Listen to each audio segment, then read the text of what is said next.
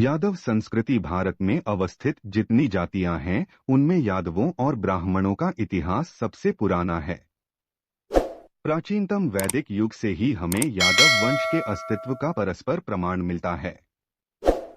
नमस्कार दोस्तों, मैं हूं शैलेंद्र और मैं आपका आपके अपने YouTube channel yes plus story में स्वागत करता हूं। यादवों का प्राचीन इतिहास पाठ 1 में हम बताएंगे यादव वंश का प्राचीन और गौरवशाली इतिहास।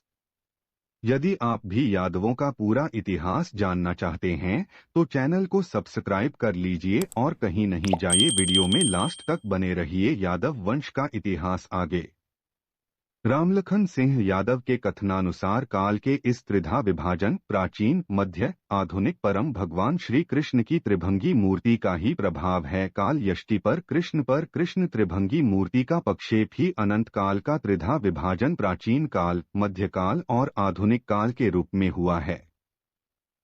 अन्य जातियां अधिकतर मध्यकाल से अपना उल्लेख पा सकी हैं, लेकिन यह यादव जाति इस मायने में वैदिक जाति है। इसके वंश का उल्लेख वेदों में भी मिलता है। सच पूछा जाए तो यादव जाति ही आर्य जातिसमूह आर्यन एथोनस का मेरुदंड है।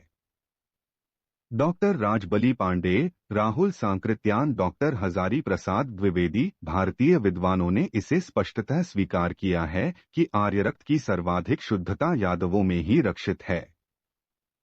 चूंकि अमरकोण में एवं अन्य ग्रंथों में भी आहिर गुर्जर जाट का समान धर्म जाति के रूप में उल्लेख किया गया है, इसलिए यादव को जाति के साथ ही एक संजाति समूह कहना अतिशयोक्ति नहीं है। आहिर और गुर्जर के अलावा जाट प्रभृति अनेक ऐसी जातियां हैं जिन्हें इस संजाति समूह प्रजाति के अंश रूप में स्वीकार किया जा सकता है। जब किसी जाति का वर्चस्व साहित्य में निहित रहता है तो उसे केवल इतिहास के उल्लेख से अधिक महत्व दिया जाता है, क्योंकि विशेष से इतिहास लिखा जा सकता है। मध्यकालीन संगी अहीर टोड़ी, अहीर वैभव जैसे राग, भारतीय द्वंद्व शास्त्र में वर्गित अहीर छंद जैसा द्वंद्व लोक नृत्यों के बीच मध्य प्रदेश के बिलासपुर क्षेत्र में प्रचलित राउत नृत्य जैसे लोक नृत्य इत्यादि इसके सैकड़ों प्रमाण हैं। मध्यकालीन चित्रकला में राजपूत शैली, कांगड़ा शैली, बसोइली शैली इत्यादि के चित्रों में अंकित नारी छवियां मूलतः ब्रज वनिताओं से ली गई है।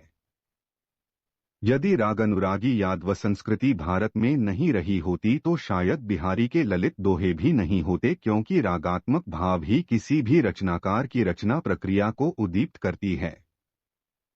एक उजजस्वी जाति के होने के कारण यादवों का इतिहास और यादव साहित्य भी सिर्फ उज्ज्वल ही नहीं है, बल्कि इसका भूगोल भी अत्यंत विस्तृत रहा है। यादव राजा देवगिरी, मैसूर का राजा चर्मराज वाडियार इत्यादि से लेकर नेपाल में कुछ शताब्दी पूर्व तक यादवों का ही राज्य रहा। कलचुरियों, होयसलों, सातवाहनों, चेदिराज्यों, पल्लव आदि महान जनपदों के शासक अल्प अंतरालों को छोड़कर मूलतः यादव ही थे। प्रत्येक देश के प्रागैतिहासिक काल में पौराणिक कथा का बड़ा ही महत्वपूर्ण स्थान होता है और पौराणिक कथा इसी के सहारे इतिहास से पहले पुराण बनता है। इसे भारत भी प्रमाणित करता है। 18 पुराणों वाला यह देश पुराण चेतना का इतना धनी है कि आज भी भारत में पौराणिक अध्ययन विश्लेषण अपनी इति पर नहीं पहुंच सका है। यहाँ यह उल्लेखित है कि 3-4 पुराणों को छोड़कर शेष पुराणों में इन्हीं यादवों का वर्चस्व का उद्घोष है। आज इस राष्ट्र की जिस भावनात्मक एकता की बात करते हैं और 4 महातीर्थों के माध्यम से संपूर्ण भारतवर्ष को एक सूत्र में बांधने का श्रेय श्री शंकराचार्य को देते हैं, उसके आदि प्रवर्तक सचमुच में भगवान कृष्ण ही थे। आधुनिक भारतीय नेताओं में विलक्षण प्रतिभा के धनी राम मनोहर लोहिया ने भगवान श्री कृष्ण पर लिखित अपने महाप्रबंधक में भी कृष्ण तो ही राष्ट्र निर्माता रूप की प्रमाण समर्थित उपस्थिति की है। यदि यादव जाति इस महिमा मंडित रूप में नहीं रही होती तो शायद हमें वह महाभारत भी नहीं मिल पाता जिस महाभारत के बारे में यह सूक्ति बहुधा चर्चित है, यत्र भारते तन्न भारते हैं। दोस्तों, यादों का प्राचीन इतिहास भाग 1 यही तक। आशा करता हूं कि यश प्लस स्टोरी द्वारा दी गई जानकारी आपको अच्छी लगी होगी। आगे की ऐतिहासिक कहानी जानने के लिए S+ स्टोरी भाग 2 लिखकर कमेंट करें। जय श्री कृष्णा, जय हिंद, जय भारत।